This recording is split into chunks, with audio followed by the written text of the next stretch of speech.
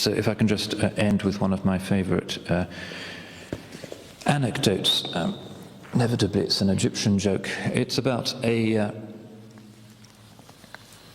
student who goes to Al-Azhar and spends years and years there because he's been so impressed by the ability of the scholars to give quite great khutbahs that he wants to do it himself. So he studies there and he gets his ijazas and he gets his alamiyya, and then he gets all kinds of higher qualifications, and he masters rhetoric and he masters oratory and he masters logic and he masters the Arabic language and Arabic poetry, and is really something. And at the end, when he finally graduates, he goes along to the office at the Wizarat al-Awqaf, the Ministry of Religious Affairs, and says, look, I've got all these qualifications, give me a masjid.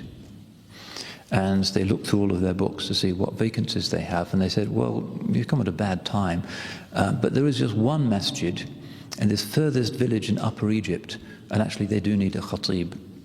And the ego of this great man is dented because he thought he was going to get one of the great mosques of Cairo, the Sultan Hassan Mosque or something, and really show people what he was made of. But a job is a job, so he goes off to this little dusty village in Upper Egypt with all the falahin, all the peasants sitting there. And the great day comes, it's Friday, and he mounts the minbar in his most splendid clothes, and it's like the khutbah is like a firework display. The most rare Arabic words and the most obscure poetic quotations and commentaries, and it's amazing. And the peasants are kind of sitting there and listening to this, and they're kind of not responding very well. But he sees at the back of the jama'ah that there's an old man who's actually in tears.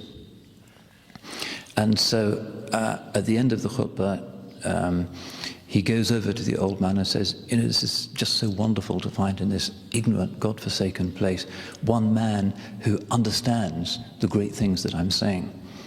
And the man looks at him and said, well, I wasn't quite sure what you were saying, Maulana, but this morning my goat died, and when I saw your beard moving up and down, I remembered my goat, and so I burst into tears. So that's very Ghazalian. And this again is part of the beauty of what the Imam is telling us, because the most dangerous thing in deen is to be proud of ego, of self in deen, rather than just to be grateful that Allah subhanahu wa ta'ala has given us this perfect way of life and these clear and perfect aqa'id which give us our bearings, our configuration, our coordinates in time and space. Our state should be humility and gratitude, not boastfulness, because it's not a religion that we invented. These Qur'ans and Hadiths and all of this is not from us. We are merely the passive, grateful recipients. So this should always be the state of the ones who are called to convey Allah's message in every age, and woe betide the preacher or the alim or the scholar who confuses the greatness of religion with his own self, because that's the surest way to destruction. Barakallahu fikum wal afu minkum. Wassalamu alaikum wa rahmatullah.